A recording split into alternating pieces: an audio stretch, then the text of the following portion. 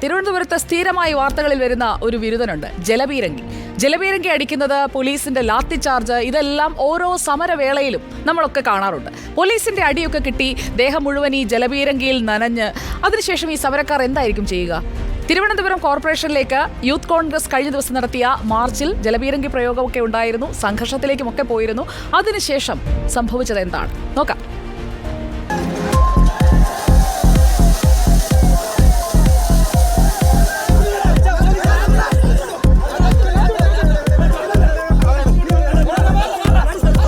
സമരസ്ഥലത്ത് പോലീസുമായി രൂക്ഷമായി സംഘർഷത്തിലേർപ്പെടുന്ന സമരഭടന്മാരെ നമ്മൾ കാണാറുണ്ട്.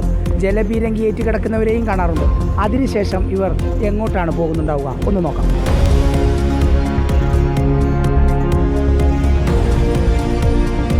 ജലപീരങ്കിയിൽ ഈ സമരത്തിൽ പങ്കെടുത്ത ഏതാണ്ട് 95% പേരുടെയും കുപ്പായവും മുണ്ടും പാൻസും ചുരിദാറും എല്ലാം നനഞ്ഞിട്ടുണ്ട്. അങ്ങനെ നനഞ്ഞുകൊണ്ടാണ് പാളയം രക്തസാക്ഷി മണ്ഡപത്തിൻ്റെ പിറകിലേക്ക് വന്നത്. ഇവർ കൂടി നിന്ന് ചർച്ച ചെയ്യുകയാണ്. നമുക്ക് ആ ദൃശ്യങ്ങളെല്ലാം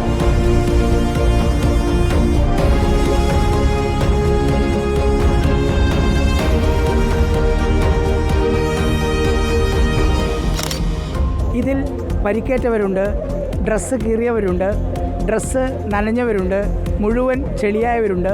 എന്തായാലും ഇതേ വേഷത്തിൽ ഇനി എവിടെയും സഞ്ചരിക്കുക സാധ്യമല്ല.